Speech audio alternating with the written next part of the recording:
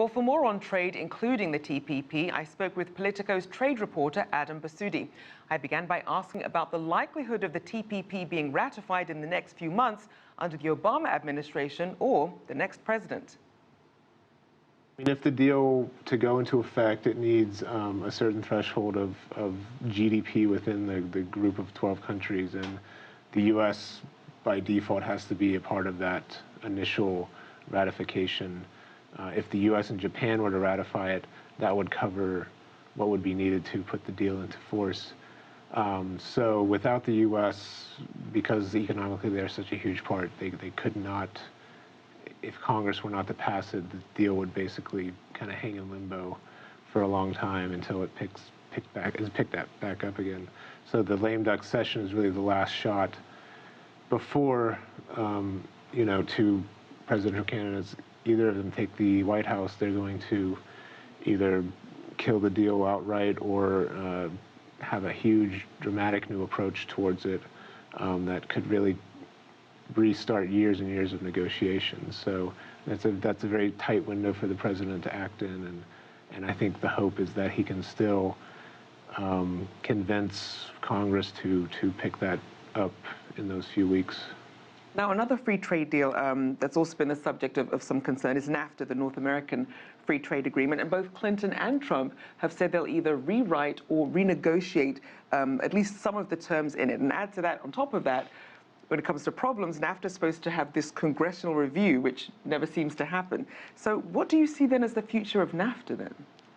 Well, I mean, the Obama administration has been saying that TPP is, in fact, a revision of NAFTA. It includes Canada and Mexico, and that it includes a number of provisions that NAFTA did not have, the two biggest ones being enforceable labor and environmental rules that would, if you break them, you're subject to sanctions under the trade deal. You don't get the benefits of the trade deal.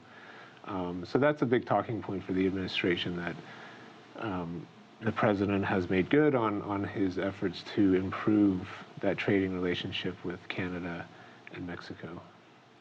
Now, we are seeing this shift to this more isolationist view when it comes to trade, albeit they're taking different angles to it. Do you see that as perhaps then being the new normal for U.S. trade policy going forward?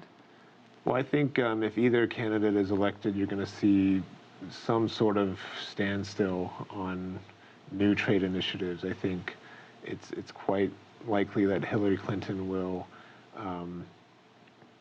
choose to have some sort of, resting period for trade and spend maybe the first few years of her administration trying to devise a new strategy that would appeal more to her base and to labor unions, to other groups that have been very skeptical of the TPP. And as for Donald Trump, I think, it's hard to tell since his talking points are very vague and he doesn't have much detail in what he's saying, but, I think we can all expect that the TPP, at least, as he's been saying, he's against it, would not go anywhere, and that could have an effect on other trade initiatives of his administration.